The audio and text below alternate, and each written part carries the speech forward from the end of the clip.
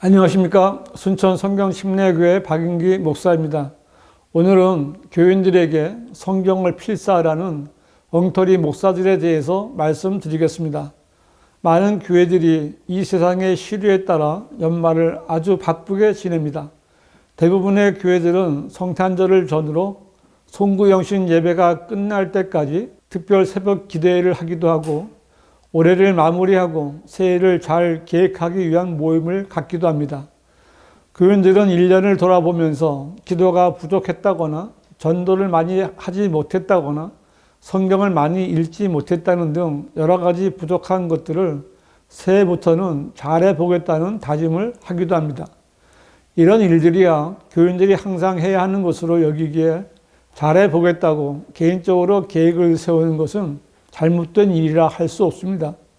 그런데 많은 교회들이 성경 필사라는 교회의 전통을 하나도 만들었고 적지 않은 목사들이 교인들에게 성경 필사를 권유하기도 하고 새해 결심 가운데 성경 필사 항목을 집어넣고 연말에 그 성과를 보고 상을 주기도 합니다.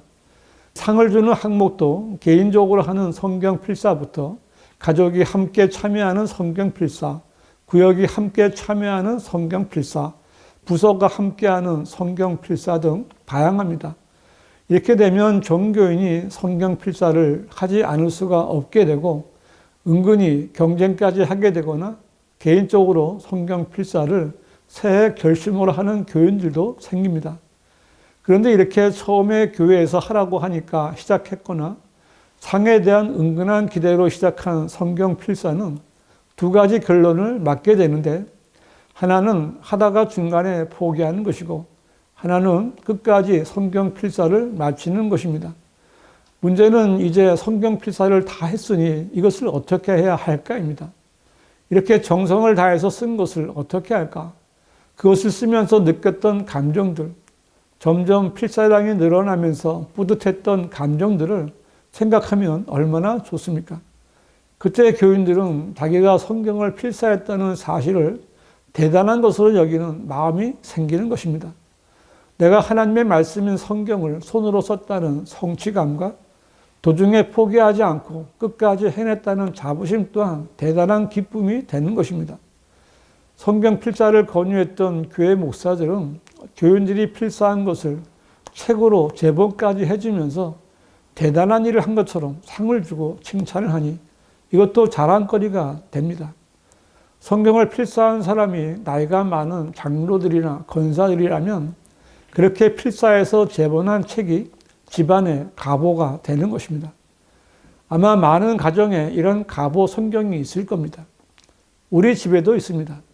우리 장모님이 늦은 나이에 신구약 성경 전체를 한 구절 한 구절 필사해서 제본한 2권의 책이 있는데 그 두께가 아주 두껍고 그 무게도 대단합니다.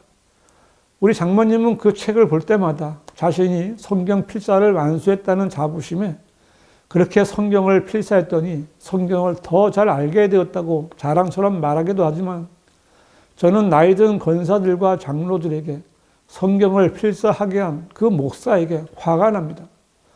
도대체 교인들에게 왜 성경 전체를 필사하라고 권하는 것입니까? 그것이 무슨 열매가 되는 것입니까? 교인들에게 성경 필사를 장려하거나 시키는 목사들은 수준 미달의 엉터리 목사들입니다.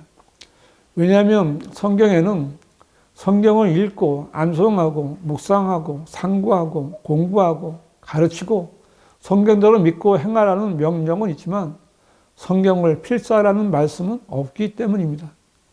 이런 말을 하면 어떤 사람들은 하나님께서는 마음을 보신다고 말하기도 하고 어떤 사람은 그래도 그냥 읽기만 하는 것보다는 한 번이라도 자기 손으로 쓰면서 성경을 보면 더 잘 알게 되지 않겠느냐고 말하기도 하지만 그것은 사람의 생각일 뿐입니다.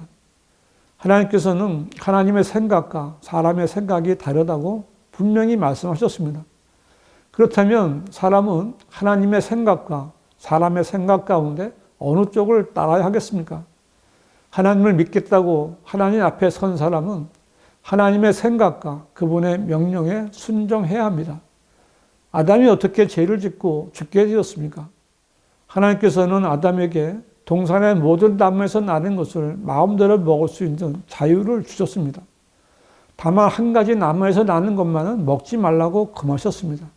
그리고 그것을 먹는 날에는 반드시 죽으리라고 명령하셨습니다. 그런데 아담은 자신의 의지로 하나님께서 금하신 나무 열매를 먹고 죽을 죄를 지었고 벌거벗은 것을 알게 되자 무화과 나뭇잎을 엮어 치마를 만들어 입었습니다. 이때부터 사람의 의는 더러운 걸레와 같이 되었고 사람의 마음과 생각의 모든 상상이 계속해서 악할 뿐이라고 하나님께서 말씀하셨습니다. 아담의 후손인 사람은 모두 죄인으로 태어납니다. 다시 말해서 모든 사람은 마귀의 자식으로 태어나는 것이며 그 사람의 생각은 하나님의 생각과 다른 것입니다. 이 지구상에서 남자와 여자 사이에 처음 태어난 사람은 카인이었습니다. 그런데 카인은 하나님께 제물을 드리러 나올 때 자신의 생각대로 자신이 수고해서 얻은 땅의 열매들을 가지고 나왔습니다. 당연히 카인과 그의 제물은 하나님께 받아들여지지 않았습니다. 하나님의 생각은 카인의 생각과 같지 않았기 때문입니다. 이처럼 사람의 생각대로 하나님을 섬기려고 하면 하나님께 받아들여지지 않는 것입니다. 왜냐하면 하나님의 생각과 다른 사람의 생각은 마귀에게서 나온 생각이기 때문입니다. 마귀는 간교한 자입니다. 사람을 속여 하나님의 생각을 따르지 못하게 하는 자입니다. 그러므로 사람은 무엇인가를 하려고 한다면 그 생각의 근원이 하나님인지 마귀인지 돌아봐야 합니다. 기독교계에는 교묘하게 위장된 마귀의 교리들이 많이 실행되고 있습니다. 교단을 두어 교회와 목사를 관리하게 하면 어떤가? 유아 세례를 주면 어떤가?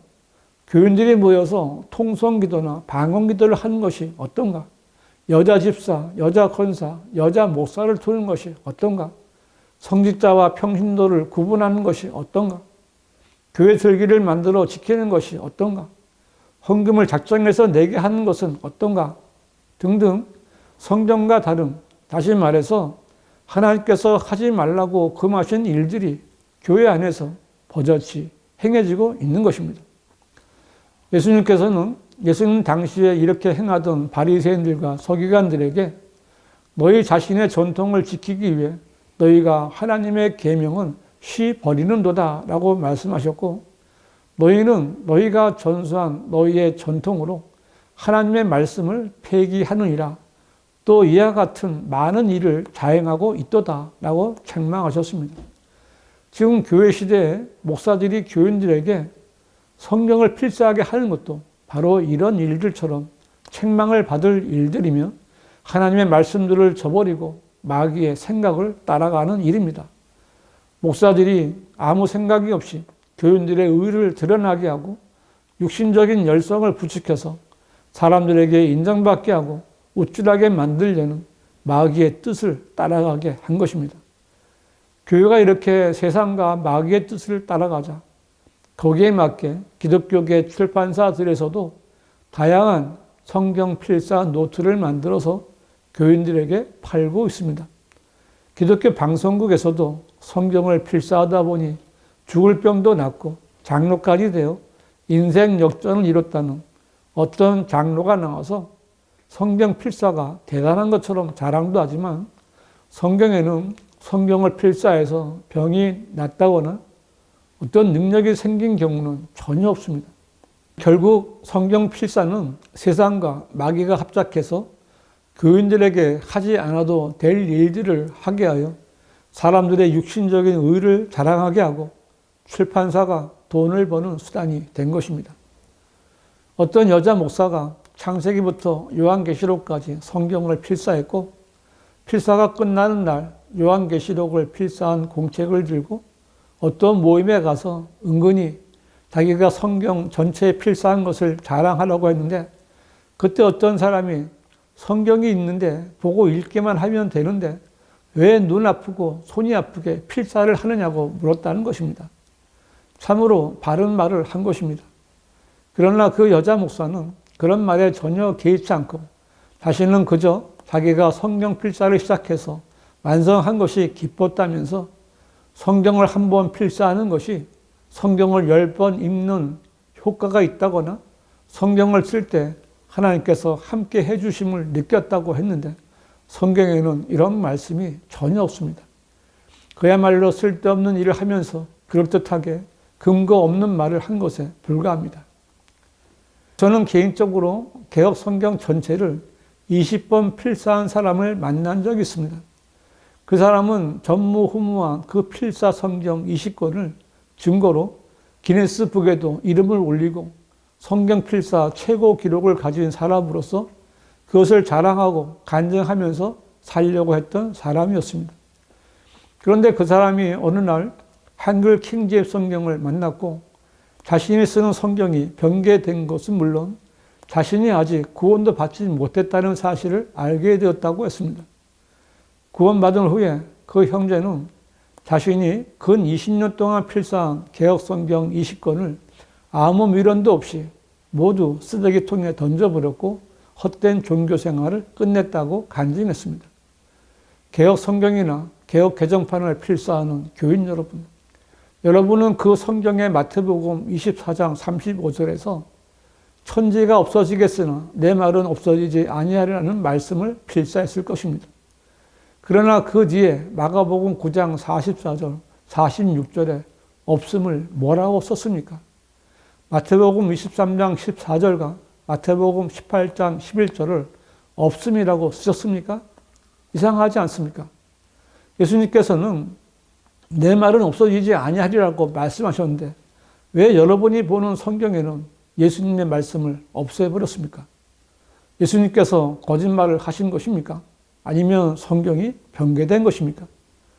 개역 성경이나 개역 개정판은 16구절이 통째로 없고 신약에서만 2200단어가 삭제된 성경입니다. 이렇게 변개된 성경을 필사한다고 해서 무슨 유익이 있고 하나님으로부터 인정을 받을 수 있겠습니까? 성경을 필사하는 교인 여러분, 지금 당장 성경 필사라는 헛된 일을 그만두십시오. 그리고 자신이 정말 구원받았는지 확인해 보십시오. 마귀의 속박에서 벗어나십시오. 사람은 제일 먼저 구원받아야 하고 구원받았다면 바른 성경을 찾아 하나님의 방법대로 성경을 공부해야 합니다. 한글로 된 변개되지 않은 바른 성경은 오직 한글 킹 제임스 성경뿐입니다. 흠정력 킹 제임스는 사악하게 변개된 성서입니다. 구원받는 것과 바른 성경에 대해 알고 싶으신 분은 문자나 전화를 주시기 바랍니다.